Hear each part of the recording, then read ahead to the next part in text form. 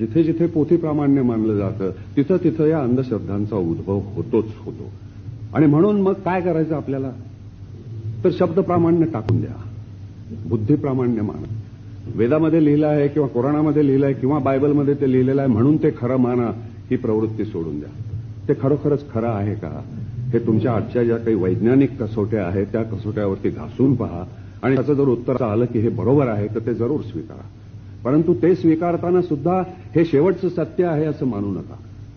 म्हणजे आपल्याला शास्त्रीय दृष्टिकोन असा बरेच वेळेला हल्ली शब्द वापरला जातो. त्याचा खरा अर्थ हा आहे की शास्त्राच्या कसोट्यांच्यावरती घासून पाहून तुम्ही एखादं सत्य खरं का खोटं ते ठरवा. परंतु ते ठरवल्यानंतर सुद्धा हे आपल्याला शेवटचं उत्तर सापडलेलं आहे असं शास्त्र सुद्धा मानत नाही, असं विज्ञान सुद्धा मानत नाही. हे लक्षात घ्या. विज्ञान असं म्हणतं की आज मला हे सत्य सापडलेलं आहे, परंतु हे सत्य हेच अंतिम सत्य आहे असा दावा विज्ञान सुद्धा आज करीत नाही. आणि तो दावा आपण करीत असतो. तेव्हा हा दावा आपल्याला सोडला पाहिजे.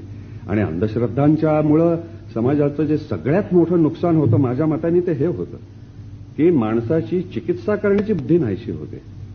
माणसाचं मन असं एक बंद घुसमटल्यासारखं, कुठेतरी कडी कुलप लावून सगळी दारं बंद करून टाकावीत म्हणजे आतल्या माणसाची जी अवस्था होते तशी माणसाच्या मनाची अवस्था होऊन जाते. ती अवस्था टाळण्याकरता, माणसाच्या मनाची कवाडं उघडण्याकरता, त्याची विचारशक्ती जास्त जागृत करण्याकरता, कारण ती झाल्याशिवाय समाज परिवर्तन हे अशक्य आहे, हे आपल्याला सगळ्यांना माहिती आहे. ते जोपर्यंत होत नाही तोपर्यंत समाज परिवर्तनाच्या गप्पा मारण्यामध्ये काही अर्थ नाही. माणसाला विचार करायला प्रवृत्त केलं पाहिजे, स्वतंत्रपणे विचार करायला प्रवृत्त केलं पाहिजे. आणि आपण तो विचार करायला घाबरणारी मंडळी आहोत.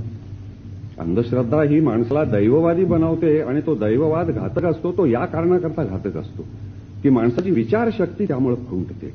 आणि ती विचारशक्ती खुंटता कामा नये. ती विचारशक्ती माणसामध्ये जास्त जास्त फुलत राहायला पाहिजे. याच्याकरता म्हणून अंधश्रद्धा निर्मूलन हे अत्यंत आवश्यक आहे. तेव्हा केवळ